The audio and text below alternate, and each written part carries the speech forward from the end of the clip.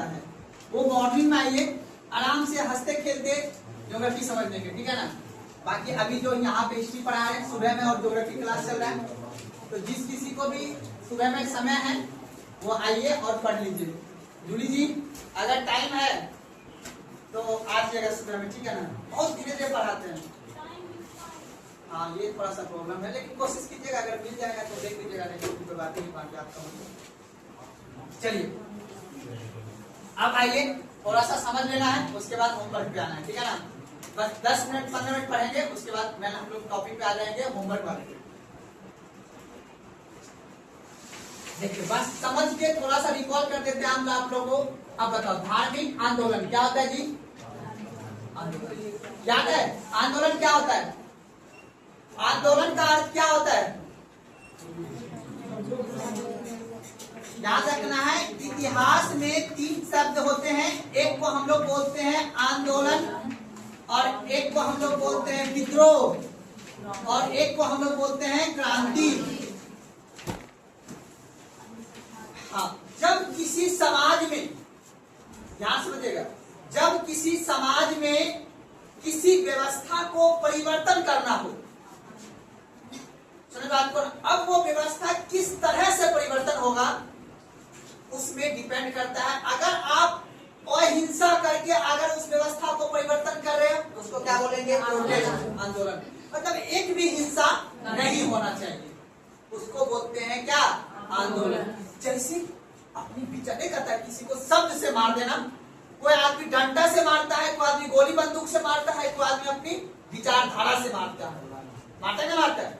गांधी जी के द्वारा दिए हुए विचारधारा से ही तो देश में आजादी मिली। हर किसी का कुछ ना कुछ योगदान है, पर गांधी जी के द्वारा कोई ब्रह्मोस मिसाइल नहीं था, गांधी जी के द्वारा कोई तोप नहीं था। गांधी जी के पास क्या था? विचारधारा। सबका की विचारधारा से उन्होंने देश में बड़े बड़े आंदोलन किया, ठीक है ना, ये आजादी। अब विद्रोह क्या होता है? किसी एक विशेष क्षेत्र में, ठीक है ना, किसी एक विशेष क्षेत्र में किसी एक समुदाय का अगर अधिकार का वंचित हो रहा है, अधिकार का हनन हो रहा है, तो उस अधिकार को पाने के लिए अगर किसी समुदाय के द्वारा अगर कोई प्रोटेस्ट किया जाए तो वो क्या कराएगा? विद्रोह। किसी एक विशेष क्षेत्र में होता है। जैसे आपने देखा होगा देश की आजादी भूमिका निभाने में जनजाति विद्रोह हुआ था, संथाल विद्रोह हुआ था, नहीं हुआ था? वो विद्रोह हुआ था, क्यों हुआ था? क्योंकि अंग्रेज क्या करता था? बोलता था कि जंगल को काटो और वहां पे खेती करो, नील की खेती करो। ये बोलता था अगर हम जंगल को काट देंगे तो फिर हम रहेंगे कैसे? क्योंकि वहां के जनजाति लकड़ी को काट के ही अपना जीवन यापन करते थे, इसीलिए वो अंग्रेज से लड़ने के लिए क्या किया? विद्रोह किया। लेकिन कुछ ऐसे हमारे देश में युवा व्यक्ति थे जो आगजनी करके, हिंसा करके वो देश में क्या दिलाना चाहते थे? आजादी। तो अगर कोई व्यक्ति पूरा देश में या किसी एक क्षेत्र में आगजनी करके, हिंसा करके अगर अपनी बात को मनवाना चाह रहा है तो उसको क्या बोलेंगे? क्रांति। तो बाबू ये तो चलो इस समय की बात हो, यही विचारधारा यानी धार्मिक आंदोलन हुआ अपने देश में कब बाबू? प्राचीन इतिहास में कब हुआ? आज से 3500 वर्ष पहले। 3500 वर्ष पहले आपने ये देखा, ध्यान समझिएगा, आपने ये देखा था कि 2 सभ्यता अपने यहाँ जन्म हुआ। एक का नाम था क्या बाबू? हड़प्पा सभ्यता, और एक का नाम क्या था बाबू? वैदिक सभ्यता। वैदिक सभ्यता इसलिए बोलते हैं क्योंकि बाबू याद रखना, इसी कालखंड मतलब इसी समय में क्या निर्माण हुआ था बाबू? वेद का, और यहीं से कहानी चलता है। अब इस वेद में जो जाति व्यवस्था का वर्णन किया गया था, कौन सी व्यवस्था का? याद है ना, व्यवस्था वर्ड लास्ट में। अब इसी व्यवस्था का विरोध करेगा इस जाति के समुदाय के कुछ वर्ग, जो शोषण होगा वही ना विरोध करेगा। आज भी होता है, आज भी आप देख लो, आज अगर न्यूज वगैरह आप देखते होंगे, लद्दाख का आदमी कह रहा है, लद्दाख का व्यक्ति कह रहा है कि हमको अनुसूची 6 में शामिल करो। अनुसूची 6 पता है ना? जनजाति क्षेत्र में, अर्थात उसको अगर अनुसूची 6 में दर्जा मिल जाएगा ना, संविधान के अनुसूची 6 में, तो वहां पे लोकल आदमी ही अधिकारी बनेगा, यानी लद्दाख का आदमी ही अधिकारी बनेगा, और उस अधिकारी की नियुक्ति करेगा राष्ट्रपति, और उसके डेवलपमेंट के लिए हर साल बजट में पैसा दिया जाएगा। इसको बोलते हैं अनुसूचित जनजाति का क्षेत्र। सुना मेरी बात ना? तो व्यवस्था को परिवर्तन करवाने के लिए व्यक्ति को तो आंदोलन करना पड़ता है। तो ठीक यहाँ प्रकार बाबू, जब वेद का अपने देश में निर्माण हुआ, मतलब उस समय निर्माण हुआ, तो वेद में जो कर्म कांड व्यवस्था था ना, पहले था जन्म के आधार पे, फिर क्या हो गया, पहले था कर्म के आधार पे, फिर क्या हो गया, जन्म के आधार पे। आपने देखा कि जन्म के आधार पे जैसे ही व्यवस्था आया और उसके बाद फिर इस समाज में जाति व्यवस्था क्या हुआ, काफी ज्यादा फैल गया। और आपने एक चीज और देखा था, क्या चीज आ गया था, लोहा। लोहा का जैसे बाबू साक्ष्य प्राप्त हुआ, लोहे से जैसे व्यक्ति परिचित हुआ, तो लोहे से परिचित होने के बाद इस समाज में बाबू आपको पता है ना, कृषि बढ़ गया है ना, एग्रीकल्चर लैंड बढ़ गया। तो एग्रीकल्चर जैसे अधिक होने लगा तो क्या बन गया कि एक व्यापारी वर्ग बन गया, व्यापारी वर्ग का जन्म हो गया। और इसी लोहा से किसी ने क्या बना लिया, हथियार बना लिया। हथियार बना लिया तो क्षत्रिय वर्ग का जन्म हो गया। क्षत्रिय वर्ग समझते हो ना, जो युद्ध करना चाह रहे हैं। अब बाबू इस वर्ग के बीच में आपने पढ़ा था वैदिक काल में एक वर्ग था जिसका नाम क्या था बाबू, ब्राह्मण वर्ग। अब ये ब्राह्मण वर्ग आपने क्योंकि पढ़ा था कि जातीय व्यवस्था में वेद में लिखा था, ऊपर में कौन है, ब्राह्मण, नीचे क्षत्रिय, फिर वैश्य और फिर। अब अगर समाज में कोई व्यक्ति या कोई जाति व्यवस्था का शोषण होगा तो उसके बाद उसका विरोध होगा ही होगा। ये आज भी है, पहले भी था, आगे भी होगा। मेरी बात समझ रहा है? अब उसके बाद अब एक वर्ग आ गया क्षत्रिय वर्ग और एक कौन सा आ गया बाबू, व्यापारी वर्ग। इन दोनों में युद्ध होने लगा और इसके बाद यहाँ भी युद्ध होने लगा। और युद्ध होने के बाद अब युद्ध कैसे होता है, उतना हथियार तो था नहीं, तो युद्ध करने के लिए क्या चाहिए, विचारधारा। अब विचारधारा के लिए क्या होने लगा, धार्मिक आंदोलन। क्योंकि ये बोलता था, ब्राह्मण वर्ग बोलता था कि सबसे अच्छा कौन सा धर्म, हिंदू धर्म। ये लोग बोलता था नहीं, ऐसा कैसे मान सकते हैं। तभी तो आपने देखा कि बौद्ध धर्म और जैन धर्म का क्या हुआ, उत्पत्ति। उत्पत्ति का मतलब होता है कि जब किसी विचारधारा को व्यक्ति मानने लगे तभी वो अच्छा होगा जी, है कि नहीं। मान लो कि गौतम बुद्ध ने जन्म लिया और गौतम बुद्ध ने उसे ज्ञान की प्राप्ति हुआ और ज्ञान के प्राप्ति होने के बाद गौतम बुद्ध ने अपने विवेक से उन्होंने, पता है ना आपको, मध्यम मार्ग का रास्ता दिया, अष्टांगिक मार्ग का रास्ता दिया ना, जिससे कि व्यक्ति का जीवन का उज्जवल भविष्य हुआ। और अंगुली माल जैसा डाकू जैसा व्यक्ति सोचो, जो कि कितना बड़ा खूंखार डाकू था, उस व्यक्ति को महात्मा बुद्ध ने उसको क्या किया, रास्ते पे ला दिया अपने विचारधारा से। कोई एक हथियार लाया, तो सोचो उतना बड़ा अंगुली माल डाकू से जब गौतम बुद्ध लड़ सकता अपने विचार से, अपने शब्द से उनको कन्वर्ट करा दिया कि नहीं, आप जो कर रहे हो वो गलत है। जब आप किसी चीज को जोड़ नहीं सकते हो तो आपको तोड़ने का भी अधिकार नहीं है। सोचो इस विचारधारा में कितना क्रांतिकारी है। ठीक उसी विचारधारा के आधार पर आपने देखा कि जैन धर्म के 24वें तीर्थंकर जो थे महावीर स्वामी जी, उन्होंने भी मोक्ष की प्राप्ति के लिए उन्होंने कितने सारे काम किए। ब्रह्मवर्त पता है ना, उसने 5 महावर्त दिए थे। अगर किसी व्यक्ति को मोक्ष की प्राप्ति करना है तो इस 5 महावर्त को अगर आप पालन कीजिएगा आपको मोक्ष की प्राप्ति हो जाएगा। सोचो कि उन्होंने बोला, जैन धर्म महावीर स्वामी का कहना था कि आपको अगर मोक्ष पाना है तो अपने इच्छा को पे क्या करना होगा, विजय पाना होगा। अपनी इच्छा पे इतना सारा कंट्रोल कर लीजिए ताकि आपको विजय की प्राप्ति। तो इसी सब चीज को पढ़ते हुए अब आ गया हम लोग भागवत धर्म। कौन सा धर्म पे, अब भागवत धर्म क्या होता है। जब अब और क्या बच गया था उस समय, अब याद रखना ध्यान से, ये कहानी कब का चल रहा है बाबू, बोलेंगे 500 ईसा पूर्व। कब का चल रहा है बाबू, 500 ईसा पूर्व। याद रखना है 500 ईसा पूर्व का समय चल रहा है बाबू इस समय, ठीक है ना। और 500 ईसा पूर्व के समय में जब ये बात, उस समय बहुत सारे जनपद चल रहा था। अब बहुत सारे जब जनपद हो गया था, अब वहां पे एक गांव का निर्माण, गांव से शहर का निर्माण होने लगा। तब जाके व्यक्ति को लगा क्या, हिंदू धर्म तो खतरे में, हिंदू धर्म क्या है, अब सब आदमी जैन धर्म अपना रहे, कोई बौद्ध धर्म अपना रहे, हिंदू धर्म खतरे में।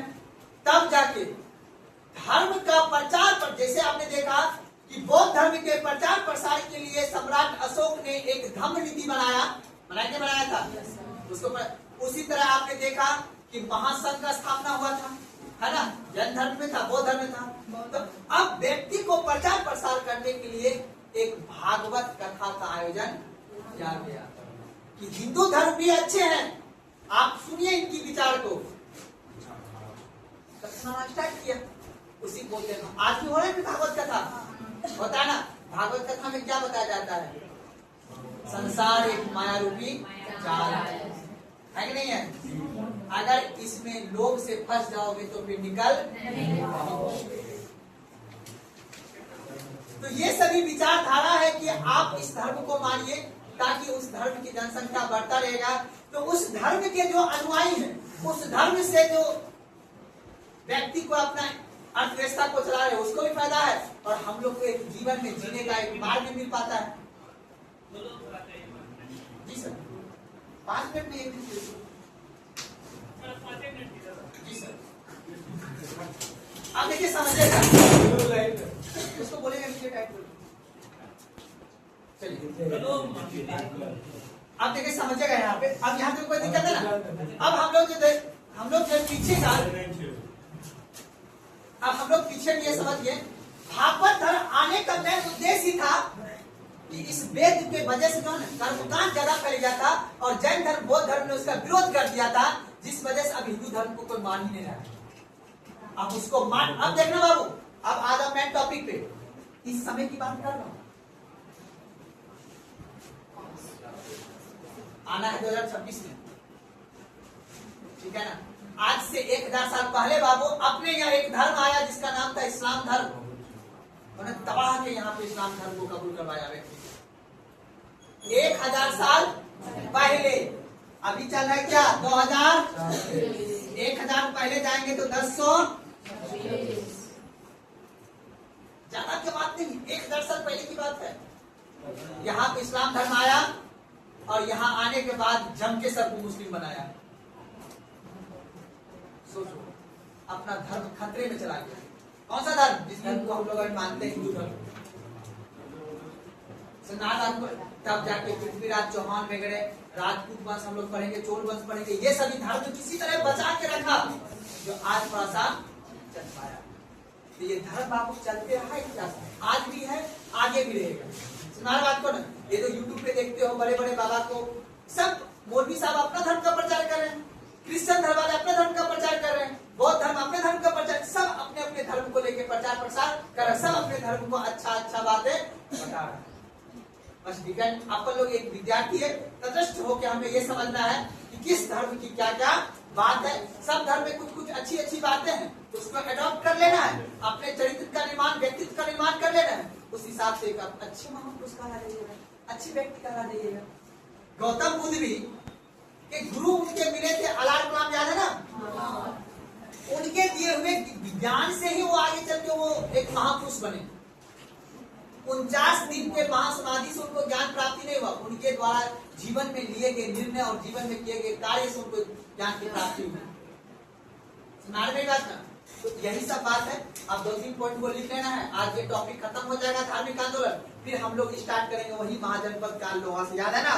फिर हम लोग महाजनपद काल, फिर देखना एक आक्रमणकारी आएगा जिसका नाम होगा अलेक्जेंडर सिकंदर।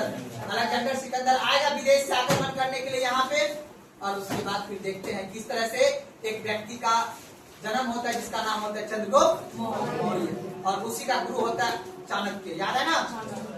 आगे कहानी चलता रहेगा, ठीक है ना? तो पहले 2-3 पॉइंट लिखे ना, टॉपिक खत्म हो जाएगा, फिर उसके बाद लिख लीजिए। तो टॉपिक लिखिएगा भागवत धर्म, टॉपिक लिखना है भागवत धर्म, यस, भागवत धर्म।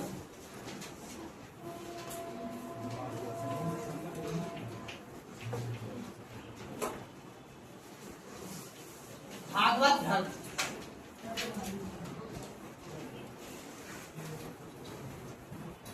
और आपको एक बात बता देता हूँ, जब भी जीवन में कभी भी हारने का मन करे, नहीं होता है अरे यार अब जिंदगी में कुछ नहीं बता है, कभी भी लाइफ में मन तो सुसाइड नहीं करना है,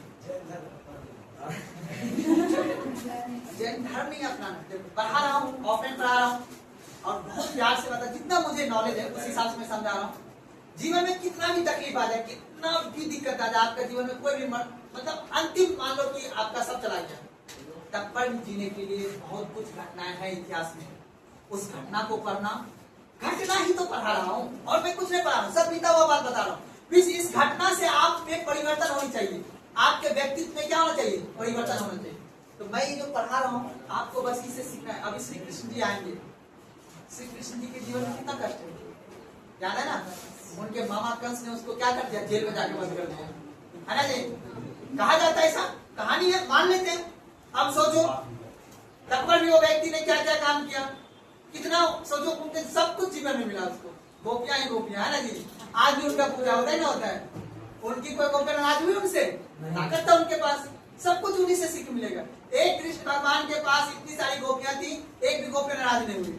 ये नहीं बोला कि नहीं नहीं तुम 5 कैसे रख सकते हो, बोला नहीं आप ताकतवर हो, हम भी रहेंगे, आप भी रहिए, है ना? ये है नहीं तो ताकत का प्रासंगिकता है। तो पहले लिख लेते हैं, उसके बाद लिख लीजिएगा, लिखेगा। इस धर्म की उत्पत्ति, इस धर्म की उत्पत्ति, इस धर्म की उत्पत्ति 5वीं सदी में हुई है। इस धर्म की उत्पत्ति 5वीं सदी में हुई है, 5वीं सदी में हुई है। तथा इसका उल्लेख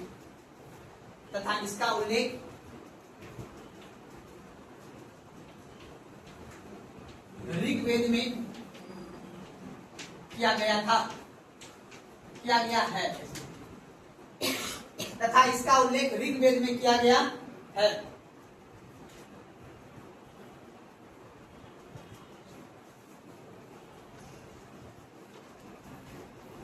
तथा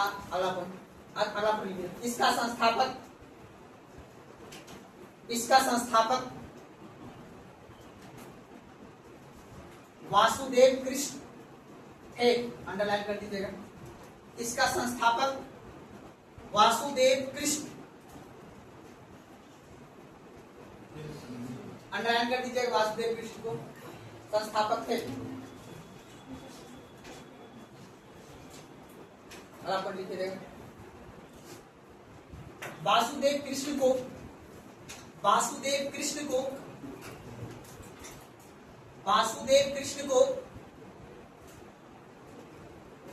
विष्णु का अवतार माना जाता है। वासुदेव कृष्ण को विष्णु का अवतार माना जाता है, अंडरलाइन कर दीजिएगा इसको भी।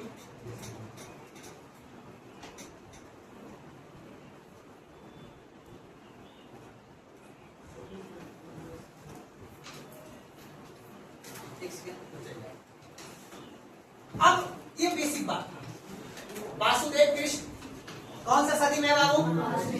5वीं सदी बोले तो उन्हीं के आसपास है, जिसमें दो धर्म का बात है। अब इस धर्म का जो सिद्धांत है ना बाबू, सिद्धांत बोले तो प्रिंसिपल, लॉ, नियम, हर धर्म का एक नियम होता है, होता है क्या होता है जी? हिंदू धर्म का नियम है कि नहीं? मुस्लिम धर्म का है कि नहीं? क्रिश्चियन धर्म का है कि नहीं? बोलो ना जी। तो हर धर्म का नियम, जिस तरह फिजिक्स नियम से चलता है ना, बायोलॉजी नियम से चलता है ना, ठीक उसी प्रकार ये धर्म भी किससे चलता है? नियम। उस नियम को जो मान लोगे वो भगवान महापुरुष कहा जाओगे। लेकिन हम लोग उतना नियम को नहीं मान पाते थे, हम लोग नॉर्मल आदमी, सामान्य आदमी है कि नहीं है? गौतम बुद्ध एक व्यक्ति से महापुरुष कैसे बने हो? गांधी जी एक नॉर्मल व्यक्ति, सामान्य व्यक्ति से महापुरुष कैसे बने? क्योंकि उन्होंने उस उपासना को झेला है, उस व्यक्तित्व को निखारा है, जिस व्यक्ति से समाज में कई सारे व्यक्ति का क्या हुआ, लाभ पहुंचा है। अंतिम रूप से आपके दिया हुआ व्यक्तित्व या आपके द्वारा किया हुआ कार्य से समाज में कितना भलाई हो रहा है, उसी के आधार पे आपको ये इतिहास के पन्ने में क्या मिलेगा, जगह मिलेगा। नहीं तो एक दिन तो जाना है, बाकी आपको कोई याद नहीं। ऐसे ऐसे करके कर लेगा, फिर पूछेगा भी नहीं तो कौन जा रहा है, क्यों पूछेगा? आप कौन से खास आदमी हैं या हम कौन से खास आदमी हैं? पूछता किसके बारे में? अंतिम विदाई में, अगले दिन अंतिम विदाई में जब मार्केट सबसे जो बॉडी निकलता है, ऐसे निकल लेता है जी। नहीं समझे तुम लोग? करता नहीं करता है, लेकिन ये को पूछता है कि है कौन, मतलब ही नहीं है। और ऐसे ऐसे इसलिए क्यों किया है, क्योंकि वो क्या गया नियम है हिंदू धर्म का। गलत करे तो बताइए आप लोग, बस लॉजिक से दुनिया चलता है। अब आ जाओ, अब इसका सिद्धांत कहता है बाबू ये तो भागवत धर्म चलेगा, वो चलेगा भागवत, भागवत बात नहीं, भागवत भागवत गीता के सिद्धांत से, भागवत गीता में लिखी हुई जो बातें हैं ना, उस भागवत गीता के सिद्धांत के आधार पे कौन सा धर्म चलेगा? ये धर्म बहुत अच्छा है हमारे हिसाब से, तो ये धर्म भी अच्छे ही है। यही धर्म सिखाता है सामने वाला जैसा हो वैसा ही बिहेवियर। क्यों? क्योंकि इसी धर्म में हर एक प्रिंसिपल दिए हुए। महाभारत नाम सुने हो ना? रामायण, रामायण किसके वजह से हुआ है? एक महिला की वजह से। अब महाभारत भी एक महिला की वजह से, है ना जी? महाभारत और रामायण के, ध्यान समझिएगा, महाभारत और रामायण के जो सिद्धांत है, ये देखो, ये एक काल्पनिक घटना है। आपको पता है कुरुक्षेत्र हरियाणा साइड में पड़ता है। अब वो द्वापर युग, कौन सा युग जी? पढ़ाऊंगा, जब ज्योग्राफी पढ़ाऊंगा तो वहां पे युग के बारे में बताऊंगा कौन सा। उसमें पृथ्वी लगभग निकल ही रही थी, उसमें मेघमा था ही पृथ्वी पे, तो हम रामायण कैसे रह गए यहाँ पे? है कि नहीं है? उनका पैर नहीं चला यहाँ पे जब पृथ्वी गर्म था तो। वो अलग की बातें हैं, लेकिन अपन लोग को जो बताया गया है, उनके जो दिए हुए सिद्धांत, वो सिद्धांत आज प्रासंगिक है। समझ बात को, उनको मानना है। समझ बात को। अब देखिए, इस भागवत धर्म, भागवत गीता के अंतर्गत जो प्रिंसिपल दिए हुए, उसी प्रिंसिपल के आधार पे क्या चलेगा बाबू? ये भागवत आपसे पूछेगा भागवत धर्म किस सिद्धांत पे कार्य करता है, तो क्या बोलोगे? भागवत गीता। पुस्तक मिलता है मार्केट में जी, और उसी में हर एक बात। जीवन में अगर आपको कष्ट का निवारण चाहिए, इच्छा पे नियंत्रण चाहिए, समझे बात को ना, अगर जीवन में मोटिवेशन चाहिए, तो कहा जाता है हिंदू धर्म के लिए सबसे प्रासंगिक बुक कौन सा है? भागवत गीता। पढ़नी चाहिए। आप पता है, आप इसको पता है 15 साल की उम्र में पढ़िएगा, उसके लिए भी नॉलेज है। आप इसको 45 साल की उम्र में पढ़िएगा, उसके लिए भी नॉलेज है। आप इसको 55 साल की उम्र में पढ़िएगा तो भी है, 85 साल की उम्र में पढ़िएगा, सब कुछ के लिए यहाँ पे ज्ञान अवेलेबल है। सुना बात को ना, हर चीज का ज्ञान है, बट लेकिन हाँ, उसको पढ़ने के लिए भी थोड़ा सा कैपेबिलिटी होनी चाहिए। लेकिन आप लोग जब वैवाहिक जीवन में चले जाइएगा, जब जीवन में लगे कि नहीं यार अब बहुत कष्ट हो चुका है, अब मन उठ गया है, अब हम छोड़ के चले जाएंगे आपको, आपने बहुत हर्ट किया मुझे, भागवत गीता, तब आपको पता चलेगा जीवन में कुछ भी नहीं है। सांस टूटते ही रिश्ते टूट जाते हैं, नहीं टूट जाते हैं जी? गलत बोल रहे हैं। उससे पहले कुछ घंटे के लिए आप किसी का वाइफ रहिएगा, किसी का माँ रहिएगा, किसी का बेटी रहिएगा, लेकिन रिश्ता टूट जाएगा तो फिर सब क्या बोलेगा? डेड बॉडी है, जल्दी लेके चलो, इसको डिकम्पोज होने वाला है कि नहीं है? यही बात है, इसलिए याद रखना है। तो ये भागवत धर्म का प्रिंसिपल है, सांस टूटते ही रिश्ते टूट जाते हैं। तो इसीलिए जब भी एक बात बता, कभी जीवन में सुसाइड नहीं करना, कभी नहीं। आजकल का लड़का लोग, लड़की लोग टेंशन में जाता है कि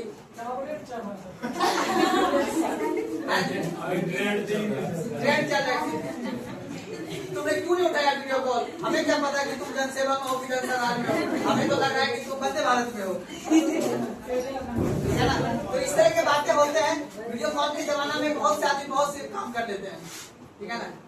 बहुत से आदमी कैमरा पे ऐसे फोड़ देता है, बोलता है कि नहीं वीडियो कॉलिंग हो रहा है, क्या जान कुछ हमने देखा है इसे? तो कपल से झगड़ा हो रहे थे, तो सुनो काम का बात है, सिद्धांत है बाबू, सिद्धांत। अभी जब उस जीवन में तुम जाओगे, तुमको लगेगा अंतिम रूप से प्यार करने वाला एक ही जीवन में है, वो भी हमको छोड़ के, फिर तुम बोलोगे अब हमारे जीवन में कुछ बचा हुआ तभी तुमको याद आएगा किसका? धर्म का। तो तुम्हें क्या लगता है, आज शंकर भगवान, शिव भगवान का पूजा करने वाला, दुर्गा माँ का पूजा करने वाला व्यक्ति क्यों? उनके दिए हुए प्रिंसिपल है, उनको मानते हैं, उस हिसाब से काम। अब बताओ, जब सब जगह से इंसान टूट जाता है तो अंतिम में कहा जाता है मंदिर, क्योंकि अंतिम आसान वही। भले दुर्गा माँ आंसू नहीं पोंछती उस मूर्ति से निकल के, लेकिन आपको उस आंसू को झेलने की क्षमता तो देती है ना, वो देती नहीं देती है। तो इसलिए हम उनको मानते हैं। उनसे उस दुख से लड़ने की क्षमता तो देती है वो, चाहे वो शिव जी हो, चाहे कोई भी हो, सरस्वती माँ, जो भी माता हो, उस दुख से झेलने की क्षमता भले आपको जो पैदा किया वो भी नहीं देगा, लेकिन वो देवी माँ देती है, वो दुर्गा माँ देती है। तो क्यों नहीं माने उन्हें? माना चाहिए, माना चाहिए, क्योंकि वो दुख से झेलने की, लड़ने की बात करो। ये प्रासंगिक। अब लिख लो देखिएगा, भागवत धर्म का सिद्धांत, भागवत धर्म का सिद्धांत, भागवत धर्म का सिद्धांत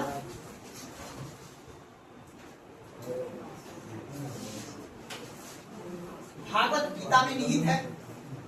भागवत धर्म का सिद्धांत भागवत गीता में निहित है, भागवत गीता में निहित है, तथा भागवत गीता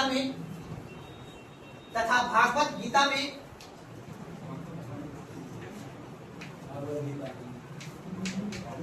अवतारवाद का सिद्धांत है, तथा भागवत गीता में अवतारवाद का सिद्धांत है।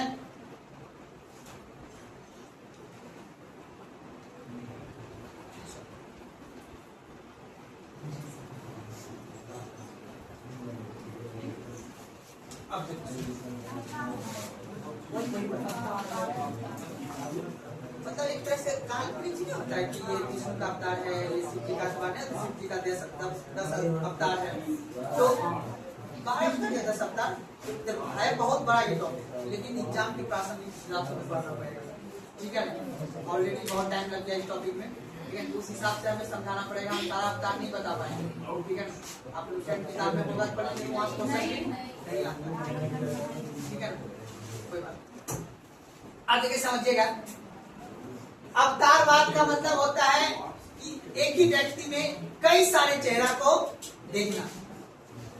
जैसे मान लेते हैं कि आप ही एक लड़की हैं, किसी का बेटी है, किसी का माँ बनिएगा, किसी का पत्नी, किसी का सासू माँ बनिएगा।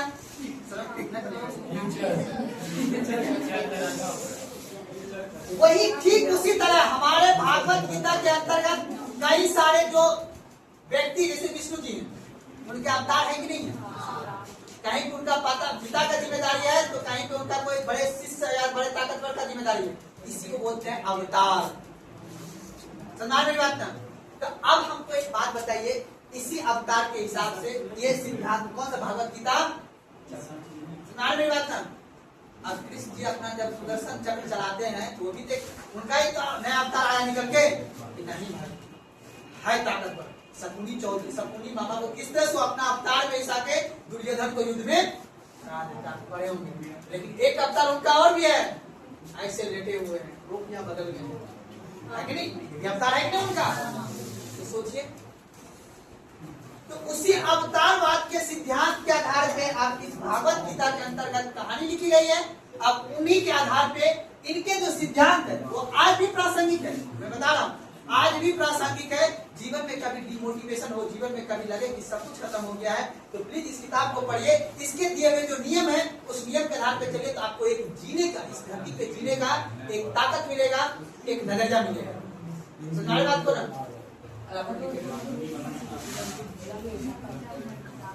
इस धर्म का प्रमुख केंद्र, इस धर्म का प्रमुख केंद्र मथुरा, इस धर्म का प्रमुख केंद्र मथुरा।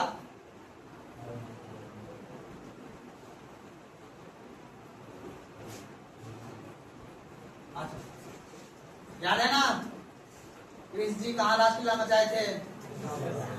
वृंदावन। कहाँ पे? वृंदावन को क्या बोलते हैं? मथुरा। वहाँ के व्यक्ति उसको क्या बोलते हैं? वृंदावन।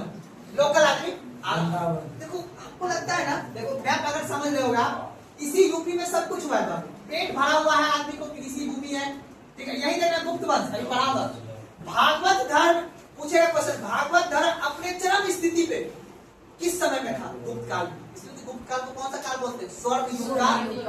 युद्ध नहीं हुआ उसमें, उस कालखंड में युद्ध नहीं। इसलिए इतिहासकार उनका डीडी कोसाम्बी का कहना है कि बाबू ये रामचरण शर्मा का भी ये क्या नाम है, हर एक इतिहासकार का, ठीक है ना। अब आपके जीवन में कब स्वर निकाला आएगा वो आप पे निर्भर करता है। अब ये समझिएगा, इसी यूपी के क्षेत्र में मथुरा में इस धर्म का क्या है, प्रमुख केंद्र है, ठीक है। इसी धर्म यानी इसी क्षेत्र में इस भागवत धर्म का क्या हुआ, अत्यधिक विकास हुआ। और आज भी आप जाइएगा मथुरा ना, तो वहां पे अधिकतर आपको ये भागवत कथा कहने वाला, मतलब ये धर्म को मानने वाला आदमी वहां पे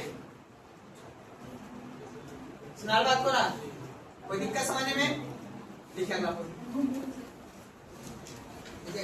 यह धर्म गुप्त काल में, यह धर्म गुप्त काल में, गुप्त काल पता है ना, यह धर्म गुप्त काल में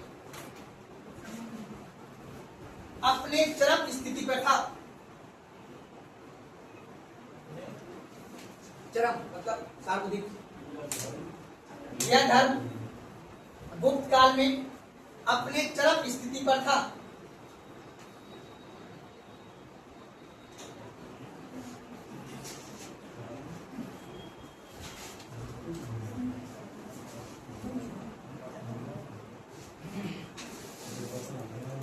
लिखिएगा,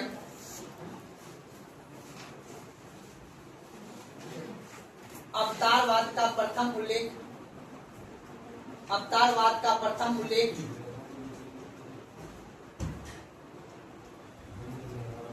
अवतारवाद का प्रथम उल्लेख भागवत गीता में मिलता है। अवतारवाद का प्रथम उल्लेख भागवत गीता में मिलता है।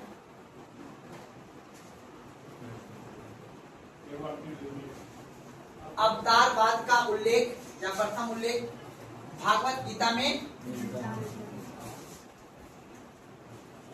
कोई दिक्कत यहाँ तक समझने में? यह टॉपिक हुआ आपका, ठीक है ना। अब लिखे एक शैव धर्म,